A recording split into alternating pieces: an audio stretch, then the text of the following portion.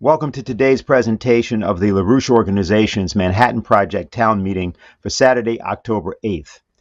Because of the fast evolving world strategic situation, we're going to begin with a report by Harley Schlanger, who co-moderated a conference that was held on Thursday, October 6th, hosted by Executive Intelligence Review, We Will Not Be Silenced, Speaking Truth in Times of War. Harley? Thank you, Dennis. This is actually a moment for sober reflection, and not just reflection, but then action. While we're meeting virtually, we're facing threats which are not virtual, which are real. They're not something we're making up to try to scare people. We face the threat of a world war and a total financial systemic meltdown. Now, these are things that we've been warning about for some time, and many people have paid attention to what we're saying, but too many of you have said, well, I haven't seen it yet, or there's nothing you can do about it. We're getting to the point where those kinds of excuses are not acceptable, because if we don't change this situation quickly, it's going to spiral out of control and threaten the existence of the human race on this planet. Now, there are solutions. In fact, there's one solution, a solution that Lyndon LaRouche developed and fought for his whole life. And this is what the Schiller Institute is now fighting for today, the establishment of a new security architecture and a new financial or development architecture. What this implies is an end to geopolitics. And I'm going to be discussing that a little bit, and an end also to neoliberalism. Now, there's a lot of confusion over these terms, and many people try to simplify it by saying, well, there's a deep state with a vague image of people skulking around in the dark, hidden somewhere, pushing buttons, operating computers and with a master plan. The fact of the matter is, there is what you might call a deep state, but it operates right in the forefront of governments, Western governments. It's visible now. It's very clear. And the problem is the oversimplification leads to a failure to grasp the urgency of citizen action. There are many people who are lulled to believe that there are white hats out there who are prepared to ride in and get rid of the black hats. Now, whether you subscribe to Q or some form of that, too many people thought that, well, there's a plan that the enemy has, and don't worry, there are good guys who are going to do something. Well, the good guys are us, and it's our responsibility to know who the bad guys are, what their plan is, and what the solution is. We're now at a point where there's an openly stated commitment from the US, the United Kingdom, and NATO to full-scale war with Russia and China. Perhaps you saw Biden making a statement the other day where once again he completely lied. He started out by saying Putin has said he's prepared to use tactical nuclear weapons. Where the hell are the fact checkers? Putin never said that. Putin said Russia is prepared to use whatever capabilities they have to defend their territorial sovereignty from existential threats. Well, that's the same thing the US says in our nuclear planning documents. Every serious nation is committed to defending its sovereignty and territorial integrity. That doesn't mean Putin is threatening to launch tactical nuclear strikes. So Biden said that and then said we're facing a nuclear Armageddon. Well, what we really face is a geopolitical doctrine which makes enemies out of nations that could be collaborators. And a geopolitical doctrine that when you boil it down, it's a defense of the City of London and neoliberal economics. This was made clear in a way by Liz Truss in her address to the UN General Assembly, where she said something which should have gotten a lot of attention. She said, we need an economic NATO. Well, the British have been pushing for a global NATO, but what does she mean by economic NATO? To use the military force of NATO to enforce a global economic doctrine, which is a central banker's dictatorship, in which a handful of corporate cartels centered in London and Wall Street, with junior partnership in Brussels, issue ultimata to nations: give up your sovereignty, accept our Great Reset and our Green New Deal, or you will be an enemy and you will be crushed. That's what we're facing. That's the policy of the so-called deep state. Now, I want to just address something that I know some of you are confused about, because I've been receiving emails on this. They say, how can someone be a neoliberal and a neoconservative? The reason they think that is because they're stuck in a world of labels, Aristotelian symbolism, where conservative means one thing, liberal means another thing, and they ignore the actual reality of the policies that those two concepts represent. Our version, or our understanding of neocon goes back to the 1990 establishment of the idea of the unipolar order, the idea that the West won the Cold War and the rest of the world now has to adopt the Western model. And the West will, if necessary, enforce that with military power. What's that economic model? It's neoliberalism. And that's where you see the connection between neoconservatives and neoliberals. It has nothing to do with the silly version that you hear some people talking about socialism and left versus right. The neoconservatives believe that the United States and its allies have the right to impose a neoliberal economic model on the world, which is based on deindustrialization. It's based on the idea of fake science, of man-made climate change, and therefore we have to throw out scientific advances of the last 3 or 4 centuries and return to neo-feudal energy systems of wood and burning biomass and so on. And it's based on the conception that there are too many people. We need a depopulation. Now, this is the policy of the oligarchy. And the geopolitics is essentially the doctrine of how you divide countries into blocks and you organize around, that is the unipolar order organizes around the idea that we have the right model, and if you're not with us, you're an autocracy. This was made clear in the December 2021 conference of the Summit for Democracy, where they tried to divide the world into the democracies versus the autocracies. This is such a hoax. If you look at what's going on in the so-called democracies with censorship, and I'll go into this in a second, sanctions, shutting down bank accounts of people who don't agree with you. That's democracy? This is the biggest fraud that's ever been perpetrated in the name of a political doctrine. Now, to get back to this question of the neoliberalism, this is fake economics. It's based on a concept called free market policy. Now, what is free market policy? As it's been practiced since the time of the American Revolution, it's based on the idea of the most powerful nation imposing the terms of trade and currency transactions on the rest of the world, especially after World War II, and then especially again after 1971, when the Bretton Woods system was trashed by Richard Nixon under direction of his neoliberal controllers, namely people like George Shultz, Paul Volcker, Henry Kissinger, Arthur Burns. Their view was that we have to move into a situation in which governments have less and less power, so that the free market, that is the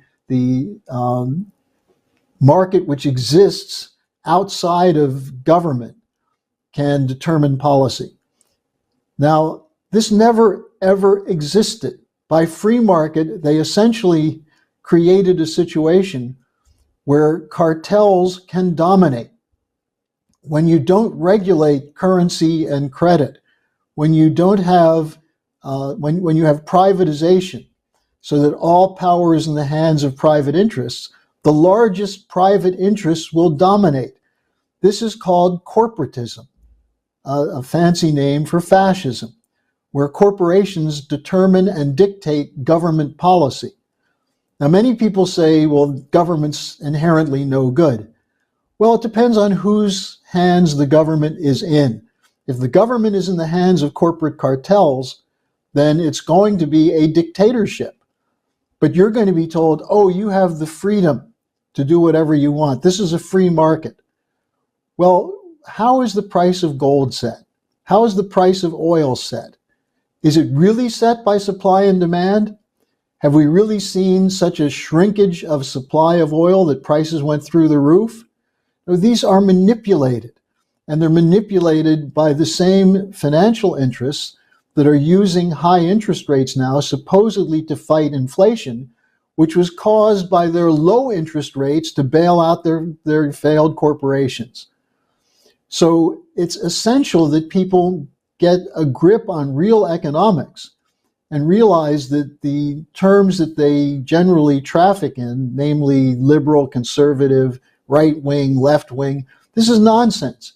It's a subterfuge to divert you from understanding the real issues. And the real issues are the way the bankers, the financial cartels, the corporate cartels are using government for so-called free market policies to carry out their goal of destroying their enemies and looting the population.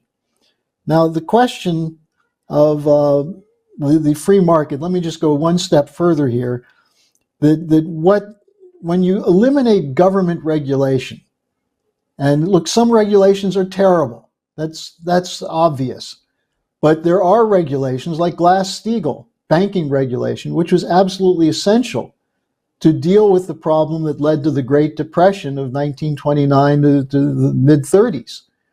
So certain regulations are essential, but when you get rid of them, you put all the power in the hands of the people who control credit and debt. And what they do is put this in the hands of these predatory corporations that create new debt with financial instruments.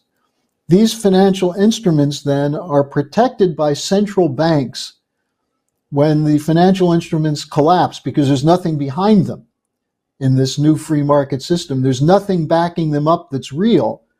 When they start to collapse, the central banks come in and create more money, monetary aggregates, to back up the phony financial aggregates. Now, who ultimately pays to back these up? It's the people. The people are the ones who have to make the debt real. And that means looting. That means stealing raw materials. That means cheating people from the real costs of reproducing the labor force. And these people no longer have a voice. And that's what we're seeing with cancel culture, with sanctions, which are really polite words for policies which will kill people. Now, let me just give you an example of a couple ways this is working. The European Union just passed, I'm not sure what it is, an order or a memo or memorandum, but they said that those people reporting on the referenda in eastern Ukraine are subject to having their bank accounts seized. Reporters who are on the ground giving reports will have their bank accounts seized because they're supposedly providing fake news. They're information terrorists, according to the new language coming out of the Ukrainian secret services given to them by NATO and the US. Now, just an example. Just a couple of days ago, yesterday actually, there was an alleged Russian missile strike on an apartment building in Zaporizhia, and there were civilians killed. This was the leading story 3 or 4 times an hour on BBC. Yet there's a courageous journalist named Eva Bartlett who's in Donetsk, in the Donbass, reporting on Ukrainian shelling that's killing civilians there in shopping centers, in their apartments. Not a peep, not a word. We see the blowing up of the Nord Sea pipelines. And what's the line in the media? The Russians did it. Now we've seen this attack on a bridge the bridge that the Russians built to connect Crimea with the mainland, now with Russia. What's the story there? The media is cheering this. This is an attack on necessary infrastructure. But if you tell the truth, you're subject to sanctions. You're subject to being put on a hit list that's sponsored ultimately by the American taxpayers. So if people like the Schiller Institute representatives and supporters who come to conferences to tell the truth about what's happening, they are put on a kill list, which is funded by your tax dollars in the United States. So that's why I'm basically saying tonight what Helga Zepp LaRouche said at our conference on Thursday. We're facing a moment of profound crisis where the solutions exist to it, but if they're not implemented, we may be living in the last days of humanity. And so I would encourage people to watch what Dennis is going to be presenting tonight, some of which is from our conference on Thursday, a conference on Friday. We have another conference coming up a week from today. Our work is crucial. And the evidence of that is that the people who are responsible for the so-called deep state crimes, that is the NATO, US State Department, US intelligence community, are putting Schiller Institute members and collaborators on a kill list that's run by Ukrainian secret services. So, Dennis, that's what I wanted to report to open the meeting today. Well, thank you, Harley. And if you've just joined us, welcome to today's Manhattan Project meeting. Schiller's Ibycus principle can defeat the Anglosphere's NATO fascism.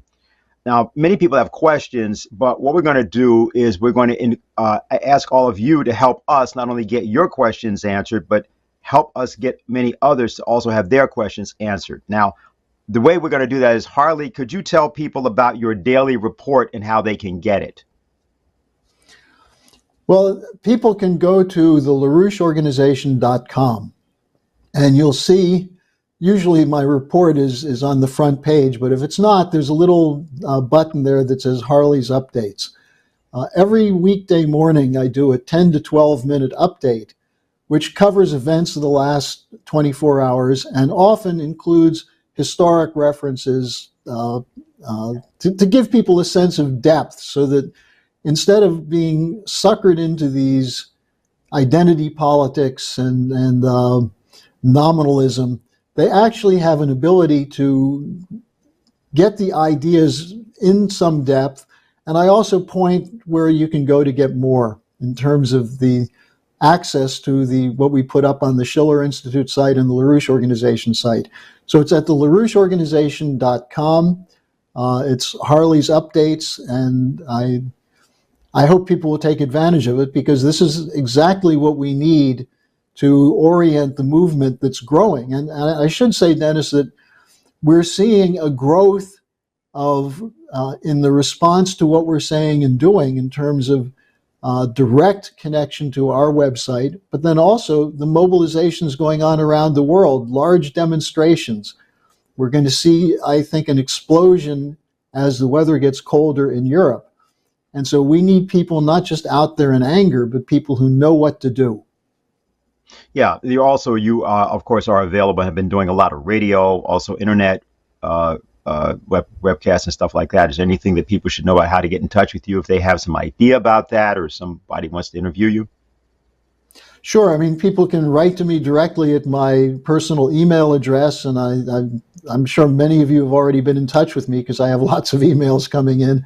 It's harleysch@gmail.com, HARLEYSCH@gmail, and I can point you to the right place to look, or just if you want to debate, I'm happy to debate. That's, in fact, part of our message is we need to have debates. We need a dialogue. And many of you have ideas. Some are good ideas. Some may be mistaken, but let's have a discussion. Okay. Well, thank you very much, Harley. I know you have to get going to do something else, and that was a perfect way to begin today's presentations. Thank you. Let me also make sure that we stay right now something about next Saturday, because there's a conference happening on October 15th called Build the New Paradigm Defeat Green Fascism. It's in New York City, October 15th. It's actually, in one sense, a kind of the first time and one has to register for that conference. As you can see, it will be broadcast live at schillerinstitute.com. It's a hybrid conference, and we're going to hear a report about that conference a little later in our program. What we're going to do is to show the remarks that were made by Helga Zepp LaRouche on Thursday, which described that 1986 occurrence, but in the context, actually, of what is happening now, not the other way around. And she refers at the beginning, as you'll hear, to the poem, The Cranes of Ibycus by Friedrich Schiller. So you'll see a couple of posters come up on the screen to tell you a little bit about that. And then we go right into her presentation from Thursday.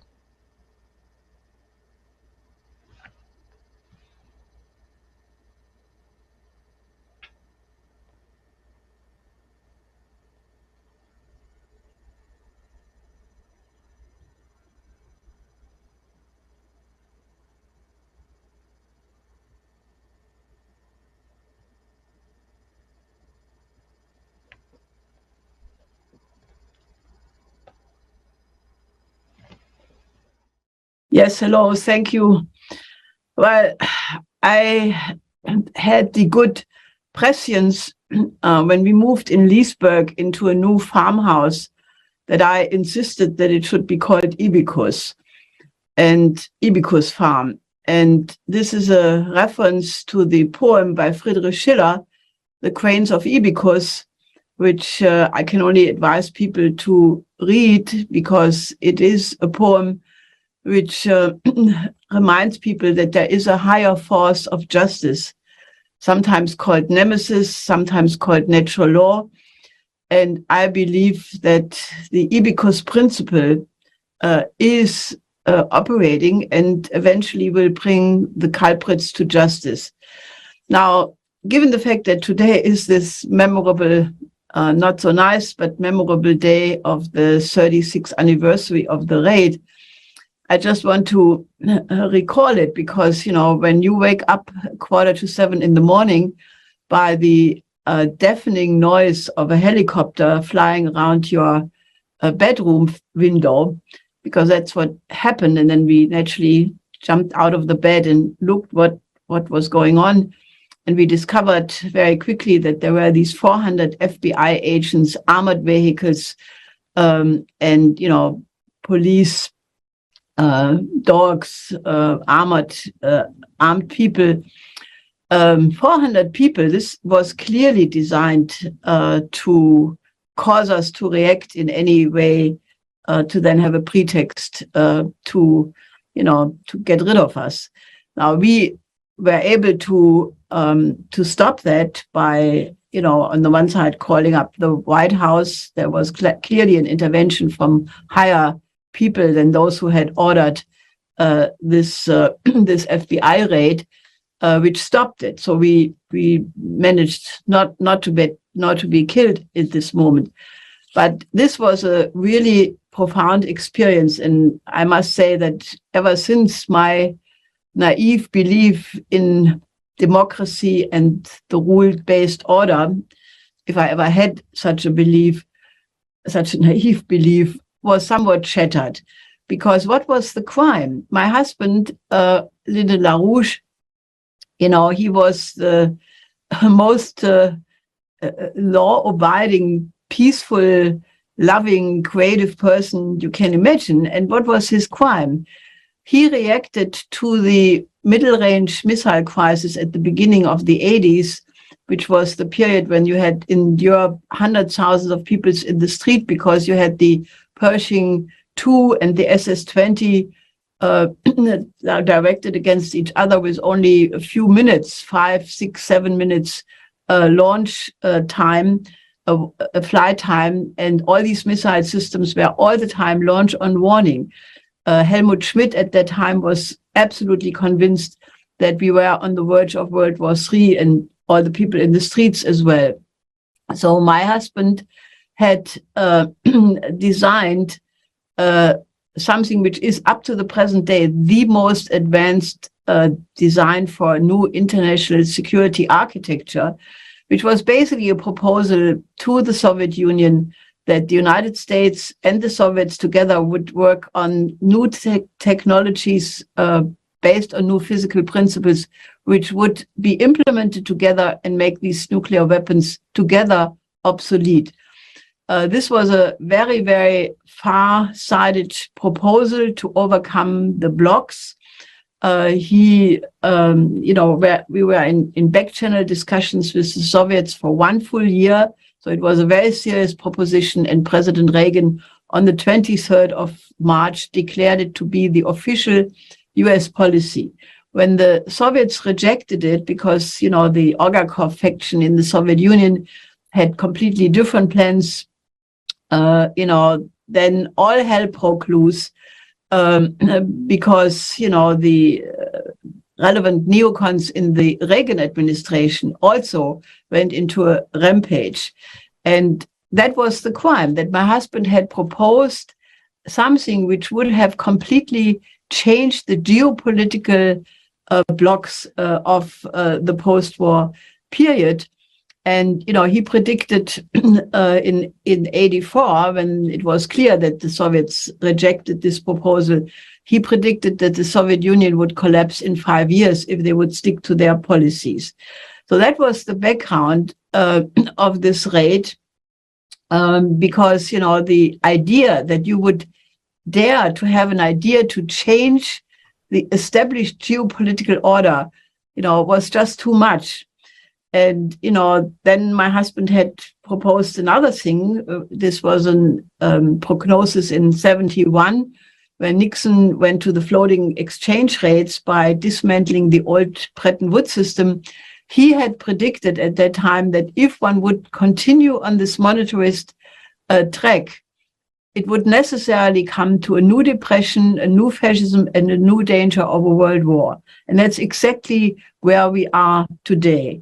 When even the European Central Bank is putting out end of September a warning that we are in a very severe systemic crisis, and we are about to see an explosion of a hyperinflationary collapse of the transatlantic system, then that prognosis of my husband is exactly turns out to have been exactly correct.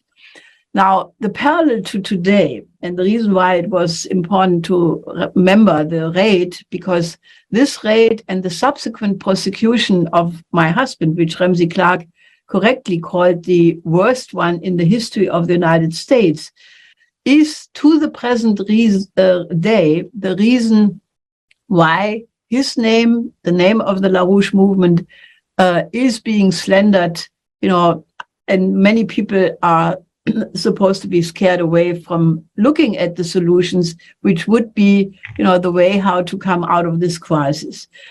Now, when it became clear that, the negotiations would not happen, which, was clear after Boris Johnson had intervened in Ukraine in March, we called the first conference of the Schiller Institute on the 9th of April, demanding a new international security and development architecture, which would take into account the interest of every single country on the planet, being in the tradition of the Peace of Westphalia.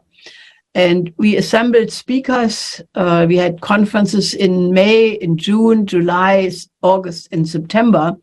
And more than 30 people who participated in these conferences are now on that list.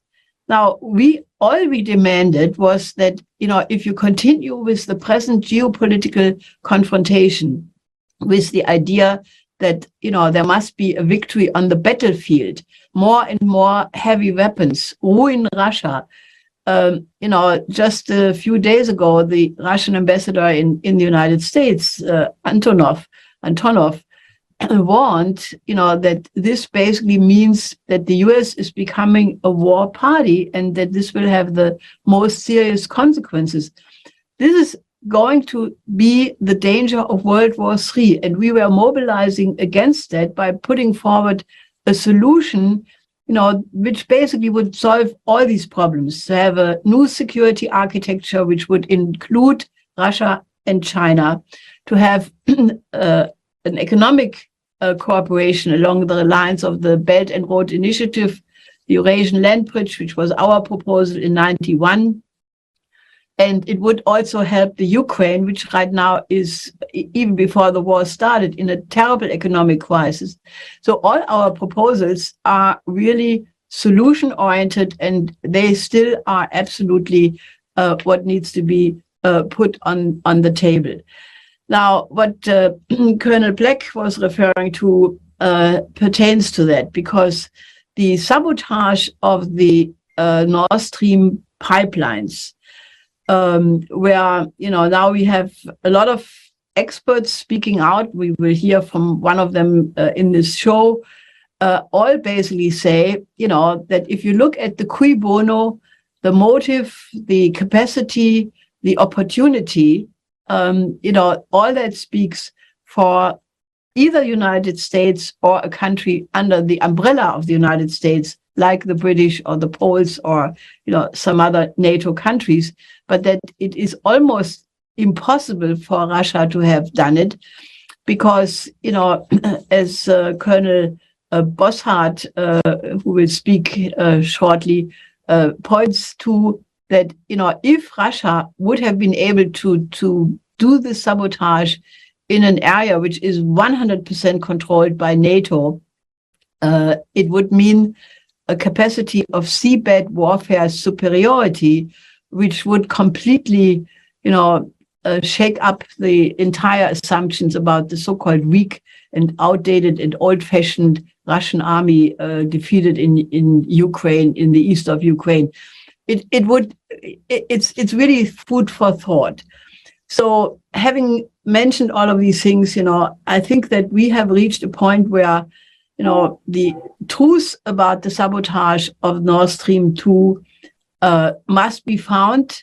The pipelines must be repaired immediately, because right now, as a result of the sanctions, which, the German people and European people never were asked about if they agreed with that, it has backfired. Not Russia is going bankrupt. Russia has completely moved towards the east. They are now building a new system together with China, with the non-aligned movement, with the global south, the BRICS countries, the Shanghai Cooperation Organization. So Russia is doing relatively well. But Germany, Europe, is about to crash against the wall. If these sanctions continue and the energy coming from the pipelines no more, means that Germany is about to be deindustrialized. And if Germany goes under, then all of Europe collapses. So this is not a joke. So the demand is to immediately start the repair of the pipelines, including Russia, because it's a Russian pipeline, immediately stopping the sanctions and going in the direction of a solution which can only be inclusive, an international security and development architecture, reorganizing the bankrupt financial system, and going in the direction of mutual assured survival, and not going in the direction of World War III. So this is a serious matter, and we want to have the widest discussion about these ideas as possible. Thank you, Helga. And if you've just joined us, welcome to today's Manhattan Project meeting. Schiller's Ibycus Principle can defeat the Anglosphere's NATO fascism. You've just heard Helga Zepp LaRouche, the founder and chairman of the Schiller Institute, and her presentation to a conference that happened 2 days ago on October 6th, an executive intelligence review presentation called "We Will Not Be Silenced: Speaking Truth in Times of War." What if it has become a crime in the United States to stop undeclared wars? Carl Osgood writes a daily world report for Executive Intelligence Review. He's here to give you that report so that you know what is being done in your name, without your permission, against your self-interest, not for democracy, not for the rule of law, and especially not for your protection. Carl? I think you're muted. Oh, I'm sorry. You can hear me now? Yes, you're fine. All right. Okay. Well, thank you for inviting me on, Dennis. What I want to do, just quickly, is to demolish, basically show that the axiomatic basis for what Americans are being told, are being inundated with on a daily basis, is really false. That is, the basis for people are being told every day that Putin is threatening to use nuclear weapons in Ukraine, or worse.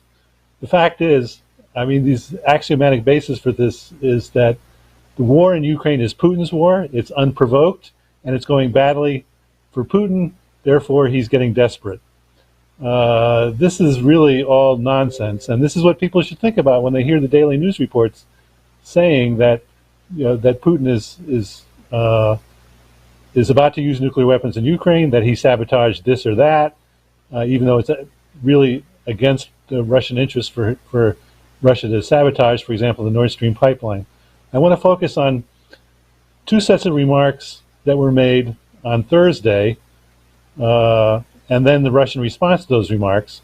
The first set of remarks I want to focus on is Joe Biden's remarks to a Democratic Party fundraiser that took place Thursday evening on the at the home of James Murdoch, actually, the son of the media mogul Rupert Murdoch, up in the Hudson Valley in New York. So now it's important to know that so far the White House has not published a transcript of these remarks. All we have are the reports of the quotes from White House reporters who were on the scene.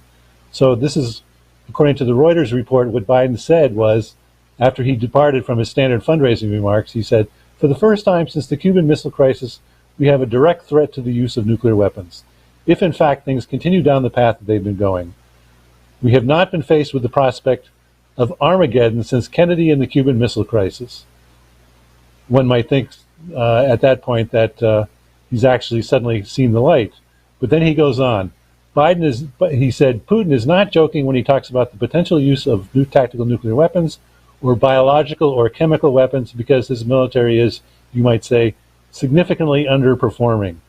I don't think there's any such thing as the ability to easily use tactical nuclear weapon and not end up with Armageddon. So he goes on to say, first of all, let me go back a moment and say that Putin has never threatened to use biological or chemical weapons. And he has never, as Harley pointed out, has never actually threatened the use of nuclear weapons in Ukraine. He has only said that Russia will use every means at its disposal to defend its territorial integrity and its national sovereignty.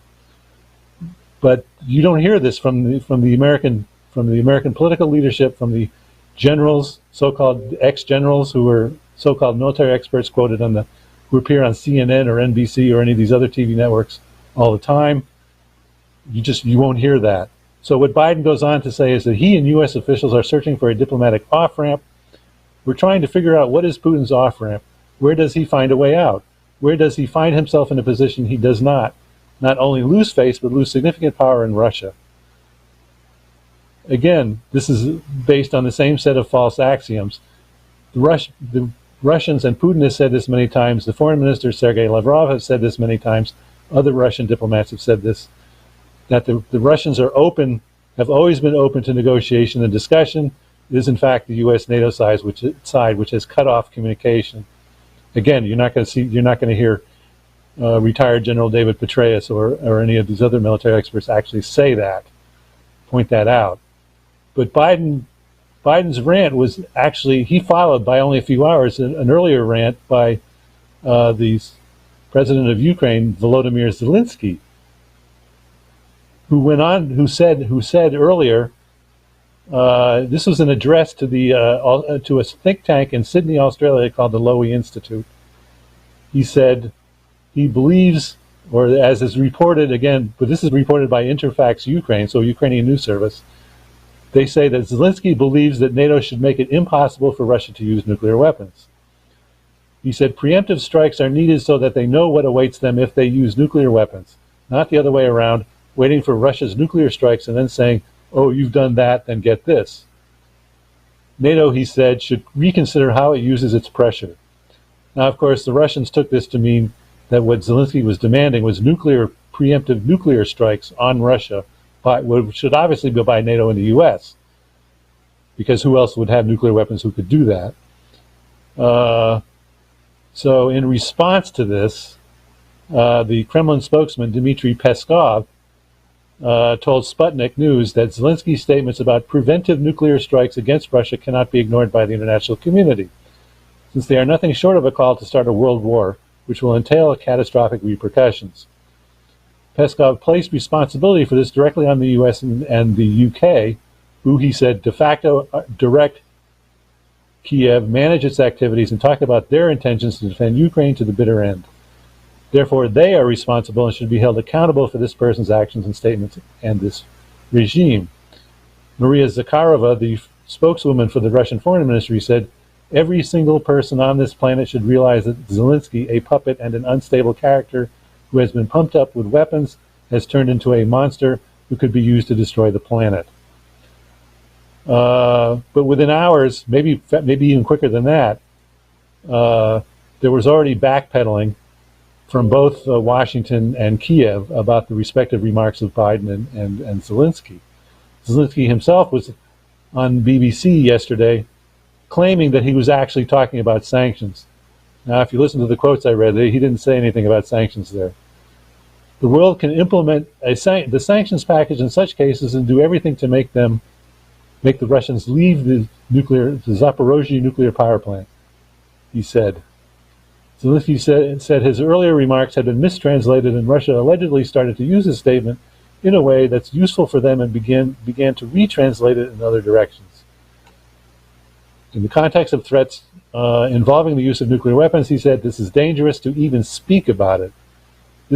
And he made these remarks following a statement by his own press secretary, who claimed that that Zelensky was actually talking about not now, but the period before February 24th. That is the day that the Russians began their special military operation. Now, the Russians aren't buying any of this backpedaling at all.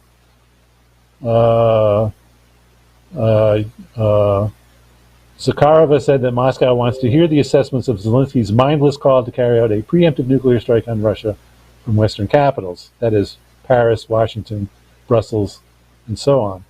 We, of course, remain open for a serious conversation with the French side on the widest array of international and bilateral agenda, based on mutual respect and consideration of each other's interests and security, first of all, she said. This was in response to a statement by the French government spokesman, Olivier Véran, who had said on Thursday that France maintains dialogue channels with Russia in order to rule out a nuclear catastrophe. But today, Zakharova continued, it is the West who irresponsibly speculates on the nuclear topic, accusing Russia of nuclear blackmailing. And she noted that on February 25th, that is the day after the Russian special military operation began, the then French Foreign Minister Jean-Yves Le Drian noted that the Atlantic Alliance is also a nuclear alliance, hinting towards NATO's readiness to use nuclear weapons. So who, I ask, is waving the nuclear baton? Close quote. She goes on to say, instead of conspiracy theories regarding Russia's intention, we would like to hear Paris and other Western capitals provide principal assessments of Vladimir Zelensky's mindless and irresponsible call to carry out a preemptive nuclear strike on Russia. Russian Foreign Minister Sergei Lavrov, in an address to a session of the United Russia Party, said that Zelensky's call for nuclear strikes on Russia justified the special military operation. Yesterday, Zelensky urged his Western overlords to deliver a preemptive nuclear strike on Russia. By doing so, this person essentially showed the entire world more evidence of the threats emanating from the Kiev regime and why the special military operation was launched to neutralize that. He laughed off maneuvers by Zelensky's various aides who sought to downplay the Ukrainian president's comment. We all remember how back in February he was talking about Ukraine's aspiration to obtain nuclear weapons. Turns out this idea is thoroughly stuck in his head. I don't know about January, but recall that in February, Zelensky claimed in his speech at the Munich Security Conference that the threat to Ukraine's security stemmed from its giving up the nuclear arsenal that it had inherited from the Soviet Union. Now, it should be pointed out here that the Kiev government at that time in the early 90s never actually had control of that nuclear arsenal.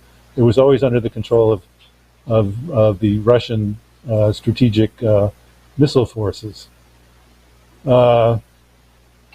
So Biden, and coming back to Biden, as I pointed out, his remarks were based on the same set of false axioms. According to the Associated Press in a report posted this morning, administration officials were saying yesterday that Biden's warning that the world is at risk of a nuclear Armageddon was designed to send an unvarnished message that no one should underestimate the extraordinary danger of Russia if Russia deploys tactical nuclear weapons in its war against Ukraine. Biden's claim appeared to edge beyond the boundaries of U.S. intelligence assessments, reported AP. U.S. security officials continue to say they have no evidence that Vladimir Putin has imminent plans for a nuclear strike. Now, I would add to that RT, in reporting this today, points out, it cites an NBC News report from last April, citing unnamed U.S. officials boasting about an information war campaign against Russia in which they leak out false intelligence. This obviously has a lot bigger implications than the use of just the use of nuclear weapons, but that is worth pointing out. I would also add that in terms of loose talk about the use of nuclear weapons, there was the famous statement by Liz Truss, then in August. Then she was the foreign minister of the UK. Now she's the prime minister. When she was asked the question at a forum, basically said that she was ready to push the nuclear button, regardless of the consequences. So the madmen are not in Moscow; they're clearly in Washington, London, and Kiev. So that's what I would leave it for now for you, Dennis. And if you have any questions, I would be happy to entertain those. Thank you, Carl. And if you've just joined us, welcome to today's Manhattan Project meeting. Schiller's Ibycus Principle can defeat the Anglosphere's Nato fascism. We are speaking with Carl Osgood, who's the author of the War Report, written by, which he writes for Executive Intelligence Review. Carl, there's basically two questions I've got, two sorts of questions, and maybe one or two others, but right now, first question is, can you say something about the actual American and British military presence on the ground? I think there people are asking about advisors, special forces, as well as equipment and so on. You mean in Ukraine, right? In Ukraine. That's right. Okay, well, officially there is no American military presence in Ukraine. That would not necessarily mean there is an unofficial presence, maybe in the form of special forces, maybe in the form of government-hired mercenaries. There is clearly a deep collaboration going on between the U.S. and Ukrainian governments in the form of intelligence sharing and advice, not just the U.S., but also NATO as a whole, particularly in terms of intelligence sharing and advice on how to use the vast quantity of weapons that the U.S. and NATO are providing to Ukraine. Weapons that include the now famous HIMARS, High Mobility Artillery Rocket System launchers. The U.S. initially provided 16 of them. Just a few days ago, the Biden administration announced sending 4 more. These are out of U.S. stocks. These are multiple launch rocket systems that are capable of firing up to 6 rockets at a time, each launcher, using GPS-guided artillery shells, rocket shells, and it's not clear the degree to which the U.S. is providing targeting information. I frequently see quotes from officials in the Donetsk People's Republic in particular saying that, in fact, the U.S. is providing targeting information to the Ukrainians. There was the bombing, I think this was in July, the bombing of the prison in Yelenovka, in which the Donetsk authorities were holding prisoners of war that they had captured during the liberation of Mariupol.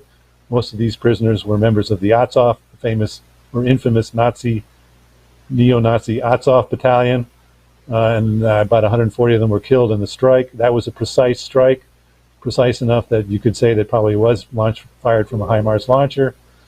They're providing what are called anti-radar missiles to target Russian radar systems. They're providing counter-battery radars, which allow the force that possesses them to pinpoint the location of enemy artillery and then counterfire against it. and maybe by now 1 million artillery rounds, 155 millimeter and 105 millimeter artillery, and all of this advanced equipment requires training and logistical support, because a lot of this gear, most of this gear that the Ukrainians did not have prior to February 24th. So this requires extensive U.S.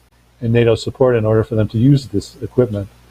So that's what I can say about that in a nutshell.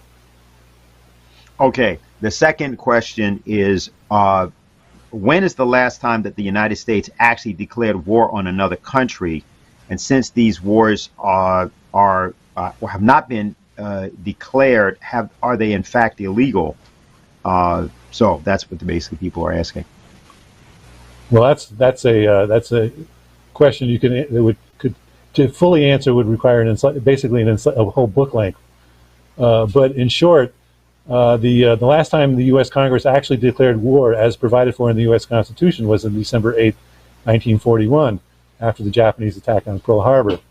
Every military action that the U.S. has been involved in since the end of World War II, that includes the major ones like the Korean War, the Vietnam War, all of the post-Cold War attacks on other countries, and numerous smaller interventions in between. You can count the invasion of Grenada in 1983, the military incursions, or whatever they were, in Dominican Republic in the 1960s, the Bay of Pigs, and lots of other ones.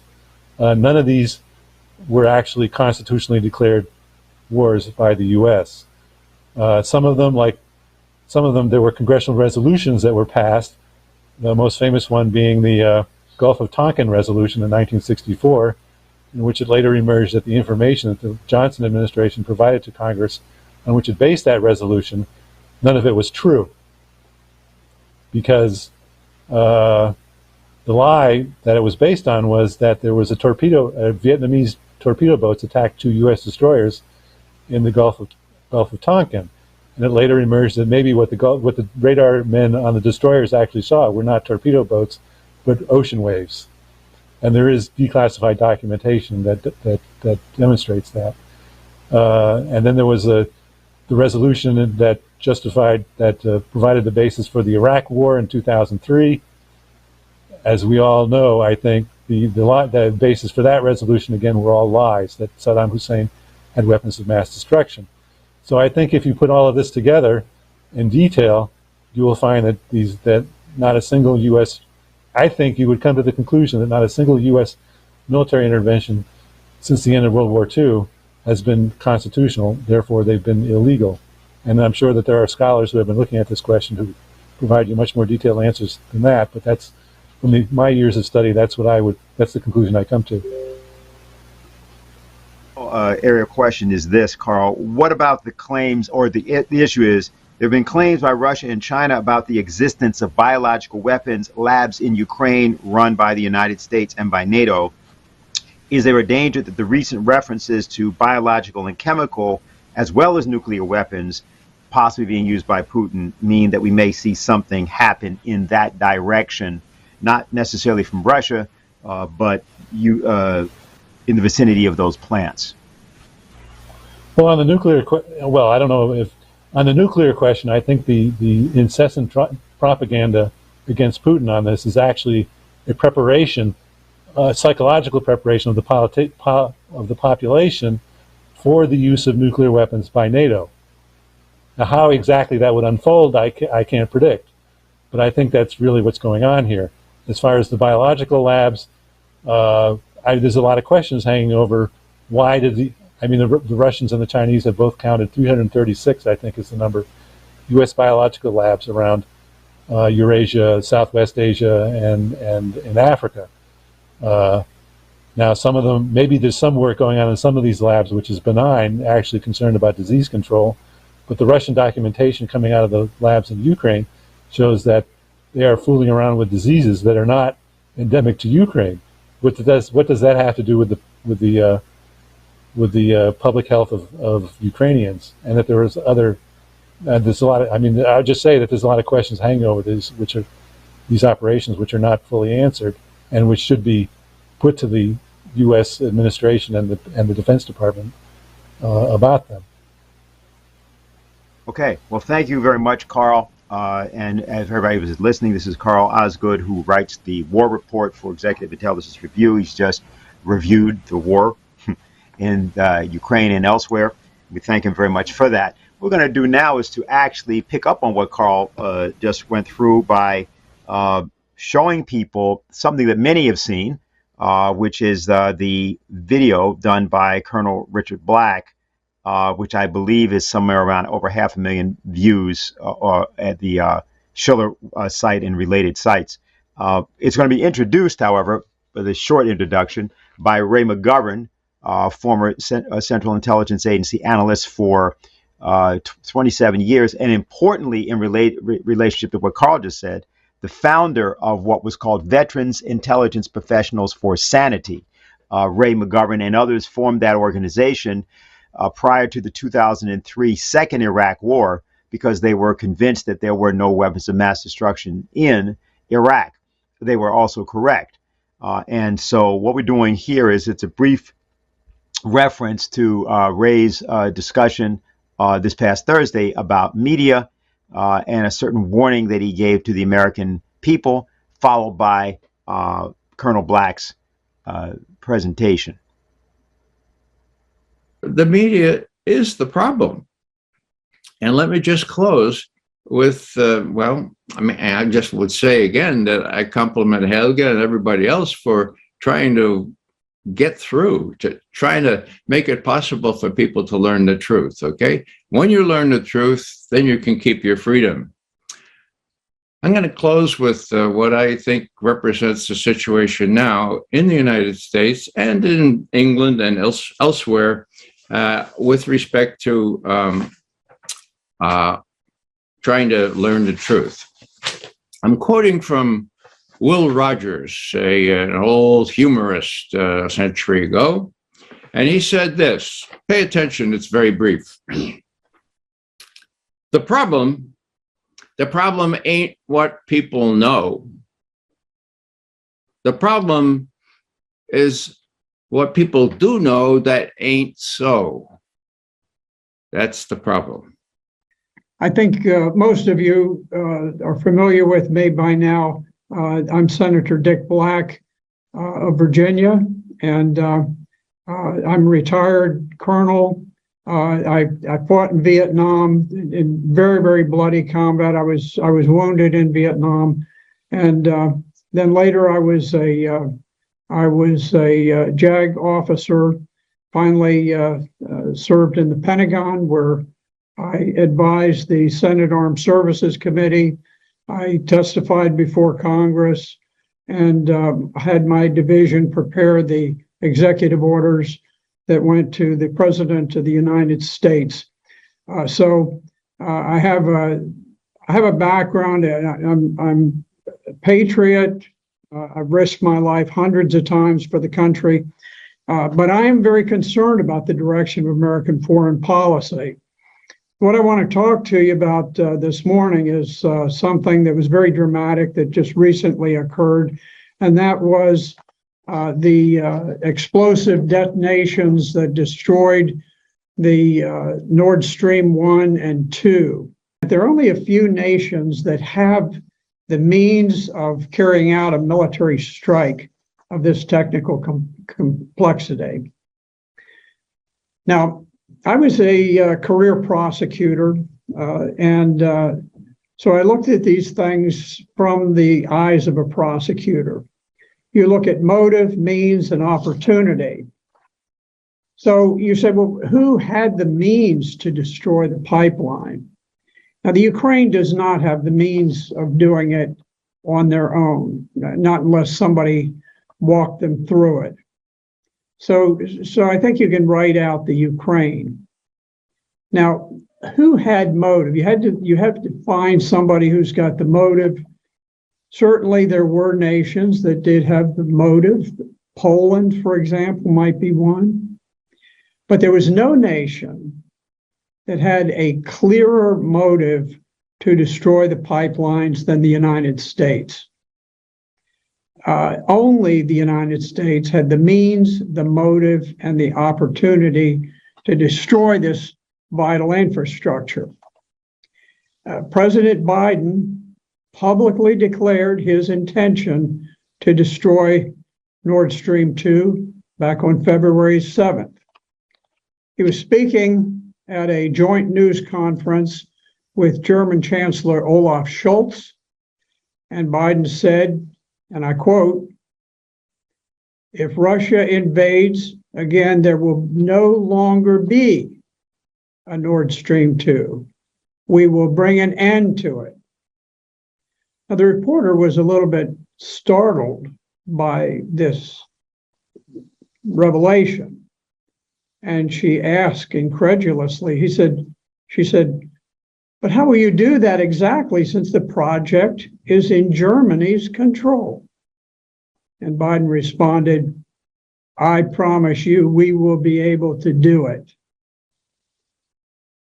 Now, this was quite a shocking thing to say, that even though it was a German pipeline, Germany being probably our closest ally, military ally in the world, and here's Biden saying we're going to destroy the Nord Stream 2 pipeline, and you have the chancellor, the head of the nation that has spent many years and fortunes to construct this thing, which will have an incredibly positive impact on the nation of Germany. And yet he's standing there silent as President Biden is saying, in effect, that if Russia comes across the border, that he will destroy Nord Stream 2 pipeline. So in law, a comment like the one made by President Biden is what is known as a party admission. It's admissible in evidence as a party admission in a trial. So we have an admission from the president, we have the opportunity, we have the means, we have an incredibly strong motive. Now, there are other nations that did have motive, as I mentioned, Poland, but the way that NATO operates without prior approval from the United States, there is no nation in NATO that would move forward with an attack that would have such profound ramifications on Europe. Remember, NATO is essentially a creation of the United States. The organization is peppered by American top officials, and even the Supreme Allied Commander, Europe, is always an American. So I do not believe that any nation would carry out an attack of this sort without the prior permission of the United States. So in conclusion with that, we have no explicit proof, no admission other than the president's own comments. But I just look at the likelihood. I've dealt with thousands of criminal cases, and typically you'll call in criminal investigation division, the police, the FBI, the British bobbies, and you review the evidence, and I would often comment because I would have these gathered around me, and I'd say, okay, looking at this, I've got a hunch this is where we need to look. And in most cases, I was correct. In this case, my hunch is the United States did it. The motive for it is quite clear. And what's happening right now in Europe is that the European people have never really been consulted about the idea of sanctions on Russian products. Now, when you sanction Russian products, you're cutting off the market for Russia, of course, but in the process, you're cutting off all of the vital natural resources coming into Europe, and you're destroying the economy of Europe. So what's happening today is that as winter approaches and there's a greater and greater demand for Russian natural gas, the people of Europe are becoming very restless. There are populist movements springing up in Sweden, in Italy, in Czechoslovakia, in Hungary, and in Germany. And I think that one of the objectives for the U.S.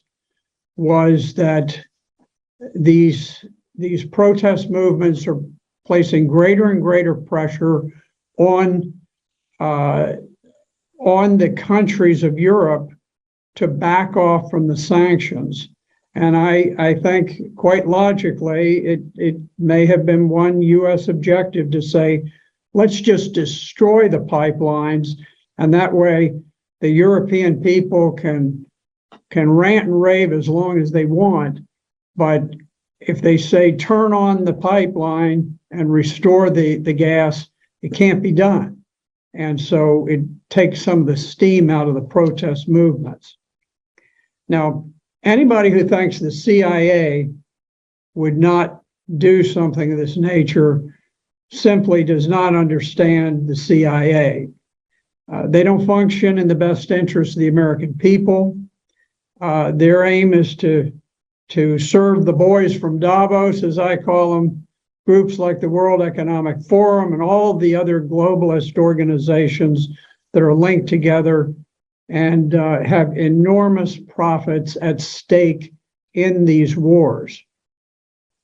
By breaking up Ukraine, by creating the war situation and knocking the socks off of the Ukrainian economy through the war, they're in the process right now of rushing in to buy up state-owned properties of Ukraine and buying them up at a nickel on the dollar. The Ukrainian people are impoverished. Outside globalists, oligarchs have the money. They're buying things on a fire sale. They want to do the same thing with Russia. And so I am most uneasy that the Central Intelligence Agency, DOD, and the State Department have coordinated to destroy those pipelines. Like I say, that's speculation, but I think it's a pretty good guess.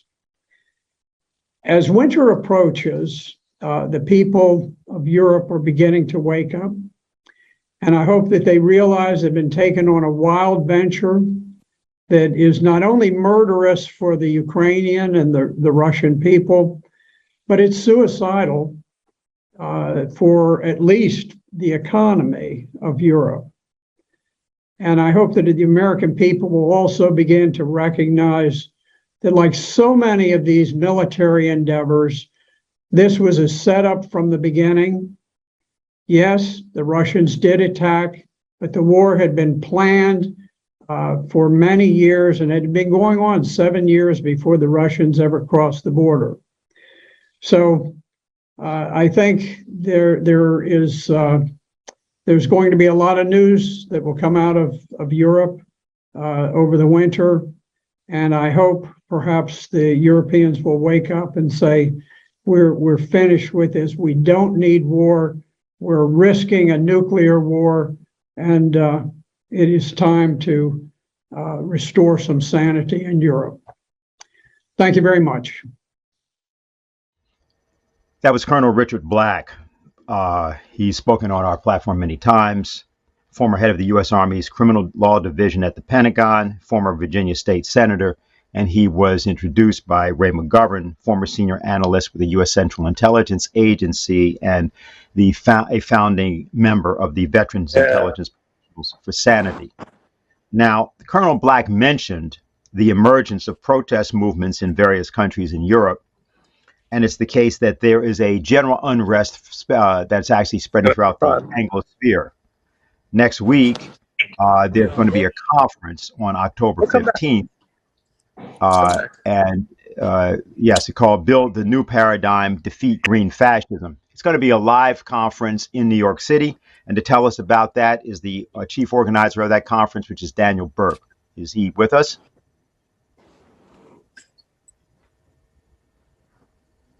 I'm here, but my video is disabled. It says the host Okay, is well, we're disabled seeing my a video. circle within a square, so there's something here. Go ahead.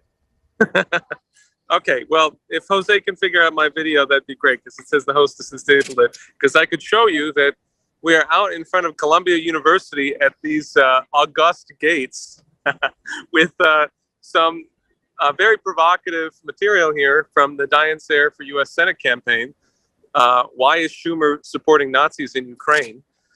And but meanwhile, we're talking to people about the fact that she will be speaking, Diane Sayre, the LaRouche candidate for U.S. Senate in New York, at the event that we are, the Schiller Institute is organizing, which is Build the New Paradigm to Defeat Green Fascism.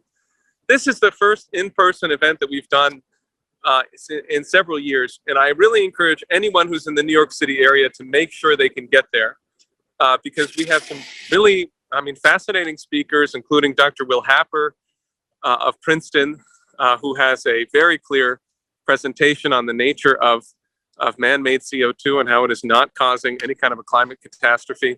But, more to the point, what we're bringing together are young people. There will be lots of students present. One of our speakers is 23-year-old Jackson Hinkle, known on YouTube for his coverage of the Ukraine conflict. We'll also have a gentleman named Haz al-Din, who has been active in doing the same kind of thing, actually gathering political momentum against this insane NATO war, pursuance of Armageddon war. And what we're going to be doing is presenting the actual solutions that Lyndon LaRouche defined and that our movement continues to develop all across the world. We will have people participating, I'm expecting from several dozen nations, including online. All types of things are going to be coming forward. Prince Mthambeni, who's the head of Africa for Nuclear, an advocacy group promoting nuclear power for Africa.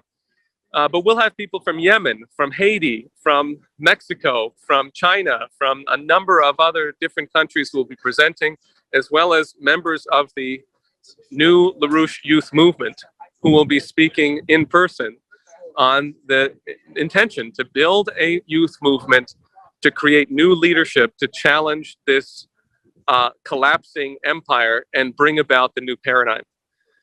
So it will be live streamed. I want invite people to watch it. Register at the schillerinstitute.com. It's very easy to find near the top of the page. And then you can watch it, get other people to register.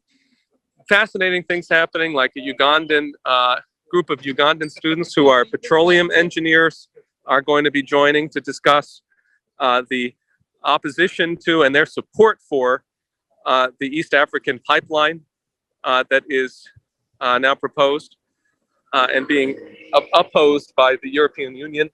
So there will be a lot of really fascinating contributions to this, but the proposal is that, and this is what Helga LaRouche is talking about, she's going to be one of the key speakers. She's giving the keynote at 10 a.m. on the 15th, 10 a.m. Eastern. The key idea is that we're out to launch an international movement to end colonialism in all of its forms. We're going to do that. That's what we're fighting for. We're not doing this as some kind of a fun little exercise, but we're actually building and developing the leadership and the understanding needed to bring about this new world economic order, a just world economic order. And so it will actually launch a whole educational process around Lyndon LaRouche's core conceptions and his discoveries in economic science that make that new world possible. So please support this conference, contribute, donate money, come in person, and it's going to be a crucial part of our ability to change the future. Okay, Daniel, before you go, we have one question which came in. Anastasia submitted it just from somebody from the chat. And it's a general question. I'd like to see how you have a take on it, and we can take it up otherwise here. It said this: "This is very frustrating. I have no question to send in, as we seem," we in quotes, "we seem to be beyond diplomatic discussion and protocol and into the realm of binary reaction, which is war. So there's a person expressing their frustration and they want to know what they should do. Well, the whole idea of the conference is that it won't have the present capability to stop this war. Don't kid yourself. We don't have that. So we have to create it. We have to create new potential in the United States, in the West, and across the world. And it will only be powerful to the extent that it is committed to mankind's progress, which is the whole fundamental issue. Is, are we going to see the economic development of mankind as a whole, or are we going to see a collapse into a new dark age or possibly nuclear winter? So I remember when Lyndon LaRouche was talking even 10 years ago about the fact that we are living on borrowed time. You should consider that, right? We are on borrowed time. Forget about the idea that there's some kind of a practical solution to the situation. That's not going to happen. Instead, we need genuinely a renaissance. We need people to come together around fundamental education and pursuance of a principled solution, meaning people who get and organize and do so because that's what's fun, is figuring out how we can lift people up, which is the fundamental requirement here. We're going to have to get people to actually use the human mind to prevent nuclear war, their own mind, see their own individual potential, and then develop it with the help and encouragement and provocation of you. So that's really the mission that we have here, is nothing else will work other than a complete new paradigm. And fundamental to that is a youth movement and associated people working with that youth movement to, to actually understand the nature of the universe and the true power that exists in the human individual sovereign mind. Okay, well, thank you very much for that, Daniel. That was Daniel Burke, who's the chief organizer for the conference that he just told you about. And let me also just say that will be next week, and that will be broadcast live from 10 a.m. to 5 p.m.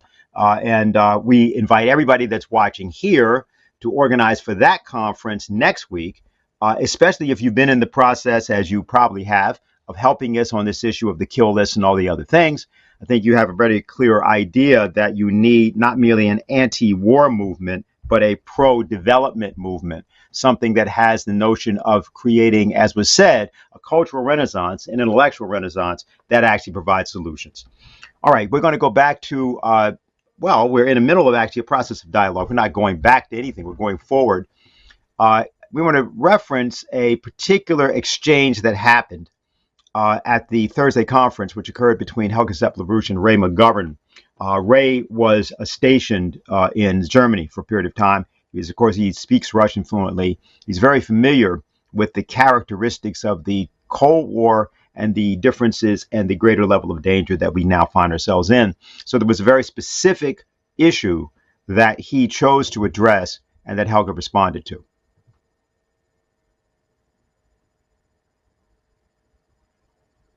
I'm going to say something really politically incorrect, and I hope no one takes offense, especially those who live in Germany.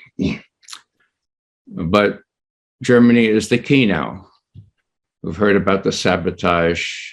We've heard about the economic difficulties. We've heard about the Germans and others getting really cold this winter. And so I'm going to ask a question here that was the question asked by a young lawyer training to be a judge in Berlin in 1933. His name was Raimund Pretzel.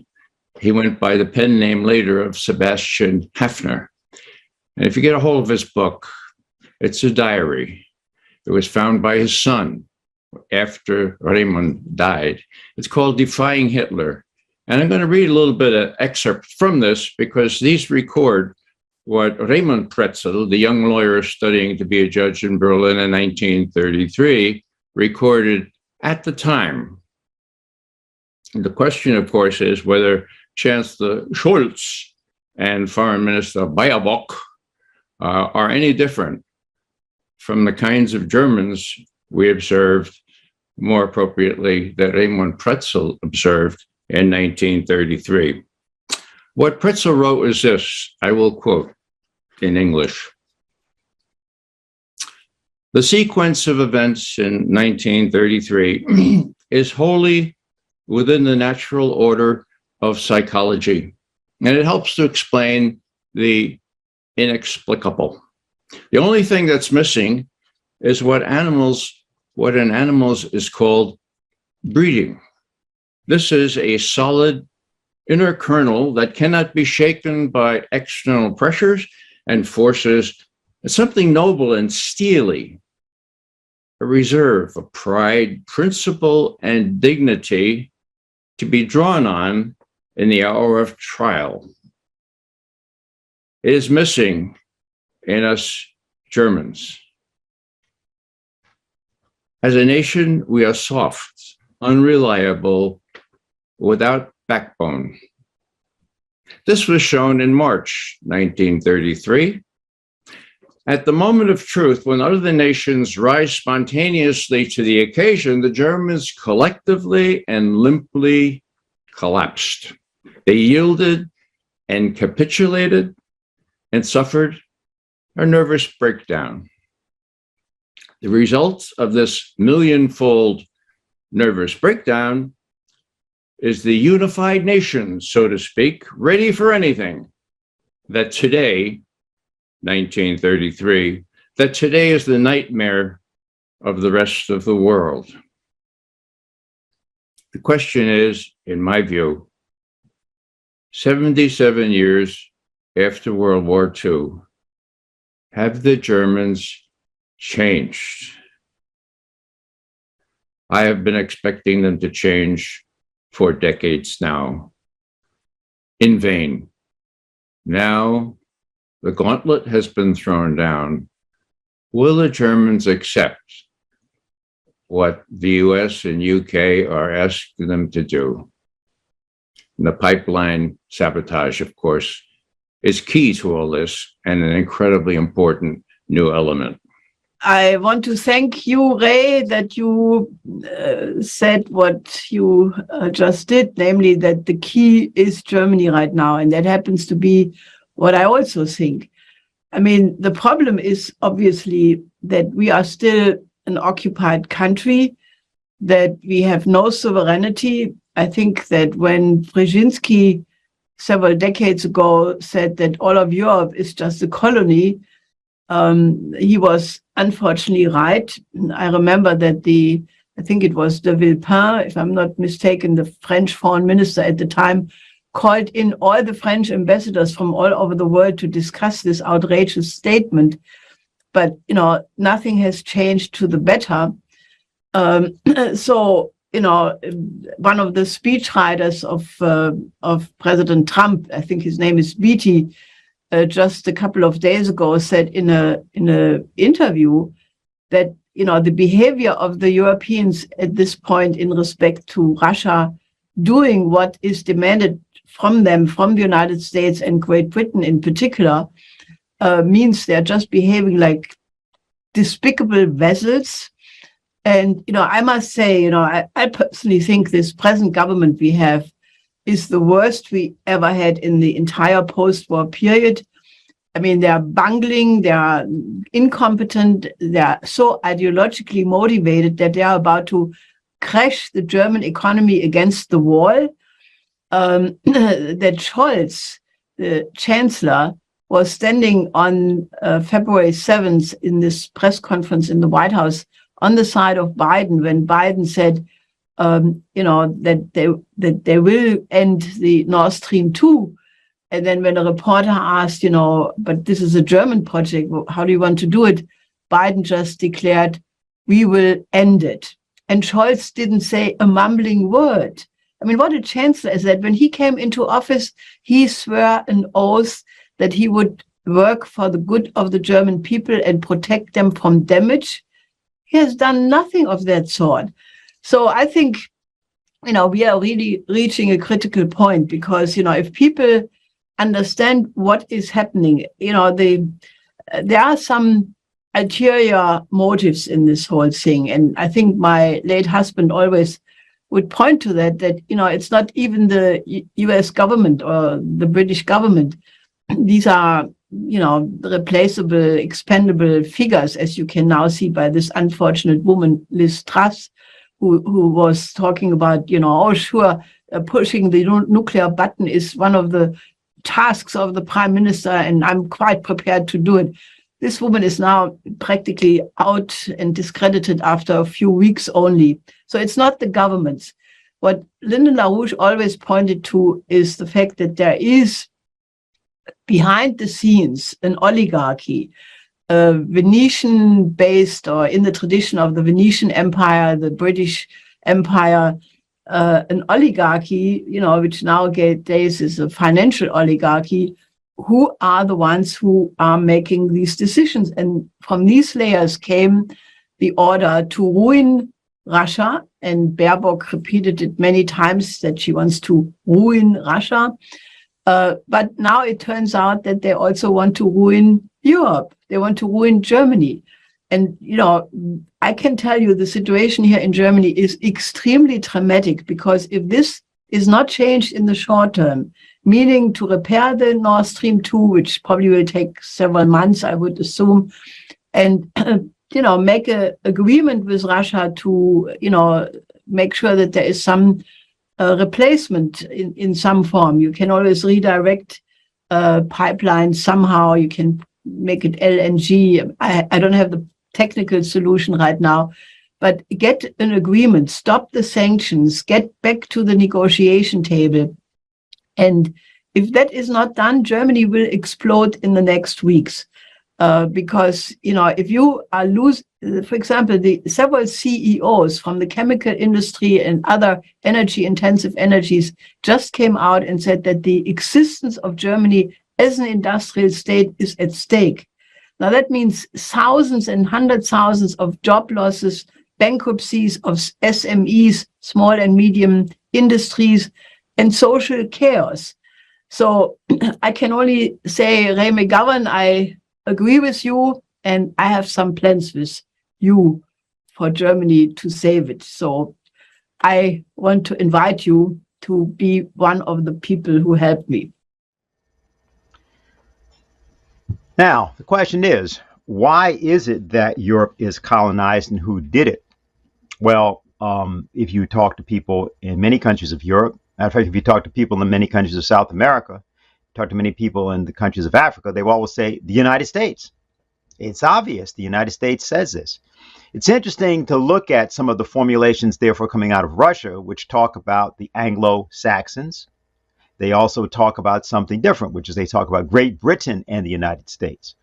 Those who have been on this platform or have followed Lyndon LaRouche for many years know that we are famous for the idea of the British Empire and the Queen of England being what is the case. So maybe the United States, which is colonizing the other locations, is colonized by somebody else. The United States is colonized, we will argue, in the same way that Winston Churchill understood and lived to see in the 1960s with the rock, drug, sex counterculture out of London. He's talked about it this way. He said, the idea is to rule the empire of the mind. The empire of the mind. Now, this is always difficult for Americans to accept, because the whole idea is thinking is easy, doing is hard. Actually, it's the opposite. And my cat agrees with me. But I'm going to continue to think this through. And what is important is that Americans always find it difficult to accept. But the person who was great at doing this was Lyndon LaRouche, one of the best. And Lynn understood that when you were talking about the notion of American exceptionalism, it was important to recognize that Americans could also be exceptionally stupid. We're going to play for you something from 1982, 40 years ago, where Lynn understood it was best to get people's attention with something they really cared about. And so what he was discussing on this occasion was money, and in particular, the high interest rate policies of Paul Volcker. But he took this as the occasion to make people understand what the zombie dollar was. That is, how the dollar that had once been based on real production had become increasingly a zombie dollar. And let me describe what these foreign banking operations are. On the basis of the multiplier principle in banking, if a dollar of drug money is deposited in a bank in the Cayman Islands or the Bahamas or Canada, that dollar can be multiplied into $20 to $100 of lending power by that bank. Now, if you apply to the U.S. economy a tight money policy, that is, our banking system is not allowed to generate reserves, lendable reserves, on a regulated basis, then our banks and our financial institutions turn to the eurodollar market and to the offshore unregulated bankers for lending power. So Chase Manhattan and other banks go to the Cayman Islands or the Netherlands Antilles or the Bahamas or Hong Kong, Singapore, to borrow billions of dollars of credit denominated in dollars, which are lent to us now at 16 to 25 to 30% interest rates. Now, what is that lending power which Chase Manhattan and others are borrowing? What is that check, that wire transfer into the American banking system from the Cayman Islands? Now, the Cayman Islands in itself is not an economy. It's something the turtles abandoned. They don't lay their eggs there anymore. They went down to Costa Rica where they can buy Israeli guns on the black market to defend themselves, naturally. We're going to have the turtle liberation movement any year now. What's behind that check for X number of $1 million? What is on deposit in this great, booming, rich economy, the Cayman Islands, which enables that economy, which has no population except a bunch of bankers and errand boys between banks? Where is the great generation of wealth which allows the Cayman Islands banks to lend billions of dollars to the bankrupt Chase Manhattan Bank to keep it from going into bankruptcy? Well, there is for every dollar lent a dollar's worth of deposit, or every $20 or every $100, a dollar's worth of deposit in that banking system. In other words, it's a fraud. That check is worthless. Billions of dollars are shown as lendable power by the Bahamas, the Cayman Islands, and so forth, and what's on deposit in the bank to create this lending power? A very small amount of money. The bank is committing fraud. It does not have the actual assets behind it, but by a pure monetary trick, an accounting trick, a small amount of deposit is converted into a nominal amount of asset. And what is the value of that check? That check is worth 1/20th to 1/100th of what it shows. But why is it considered to be billions of dollars of value, or these checks? Because Paul Volcker says so. Now, if I go out and write a check against a bank which I create, and I put $5 into that bank and write a check for $500, what happens to me? What do you call that? That's called bunco. That's called fraud. And if I say, in order to control inflation, you have to pay me 17% to 30% on this check in interest rates, that's called mafia loan sharking. That's what it is. That is what used to be called 2 counts of crime, at least. And so someone says the monetary aggregates are getting too big. Yeah, there are a lot of phony bum checks being passed around in the U.S. economy, and we are paying interest on bum money. Because what happens is the check, when it comes into the U.S. economy, it's lent. The money is lent. The fictitious money is lent. But at that point when it's lent on a secured basis. Somebody's house or business or farm is mortgaged, and a mortgage is created out of real wealth, our wealth, your wealth. That mortgage now becomes an asset to support the wealth of that bank. Now the bank has $500 because it has your mortgage for the $500 check. And you're paying interest on non-existent money. And the value that you're paying interest on is your own mortgage.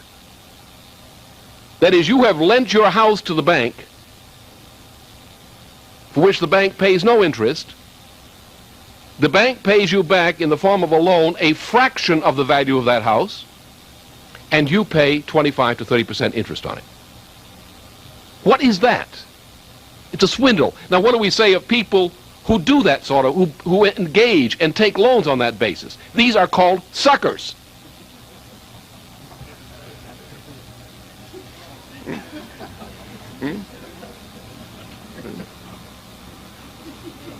All right, now what is this system? We get to Paul Volcker's intent. The offshore unregulated banking system, what is that? Well, that is primarily the British Commonwealth. Now, that was 40 years ago. When you see the homelessness in the streets of America, especially in formerly industrialized areas like New York City or Detroit, so on, this is the origin of that. This is the origin of the criminal weirdness called derivatives, credit default swaps, cryptocurrencies, etc. That means that we now have $2 quadrillion running around the globe that cannot be paid. And that is what economic NATO is all about, getting that unpayable debt paid. About 15 years after the clip you just saw, which was from 1982, Lyndon LaRouche, speaking in 1997, talked about another way in which the British imperial system, now fortified by these zombie dollars, was prepared to go back and recolonize another area of the world.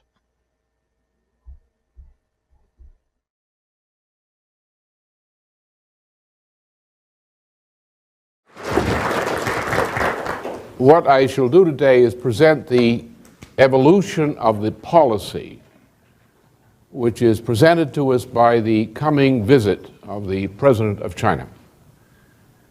The history of it, as I was personally involved in developing that policy over a long period of time, partly as a personal effort and later as an effort which began to make some impact on the shaping of the policies of the world during the course of the 1980s.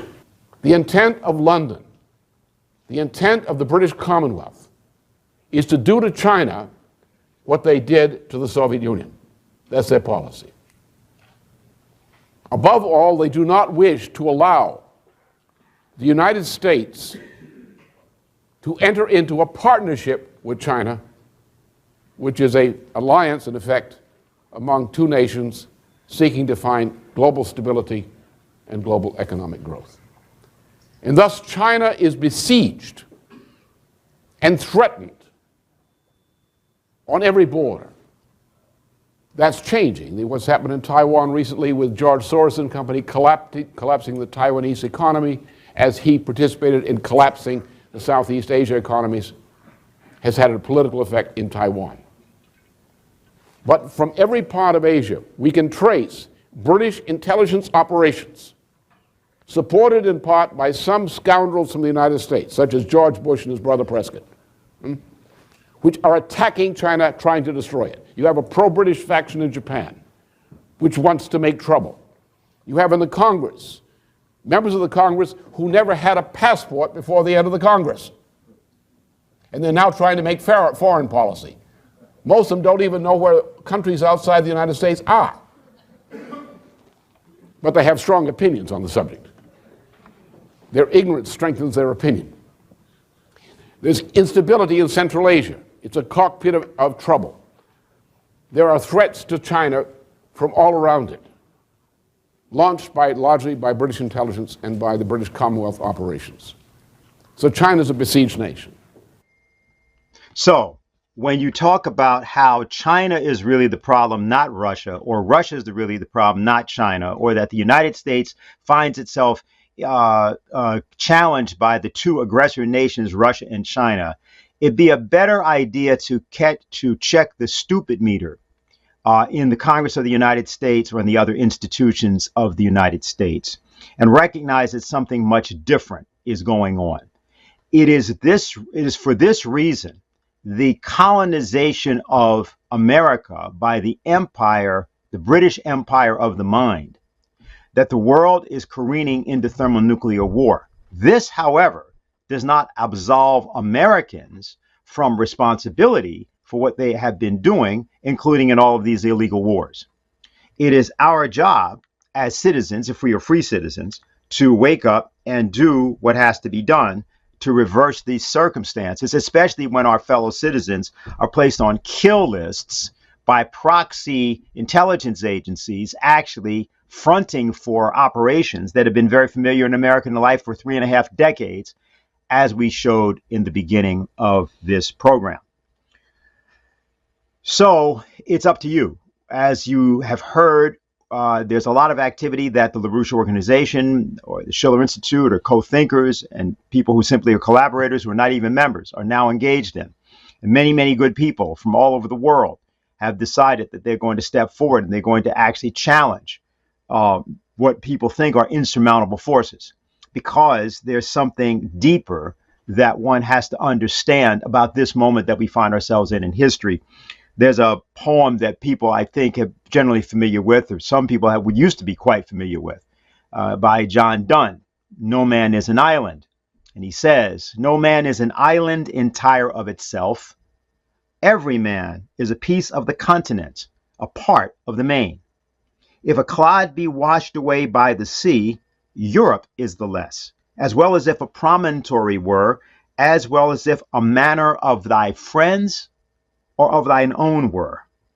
Any man's death diminishes me, because I am involved in mankind, and therefore never send to know for whom the bell tolls.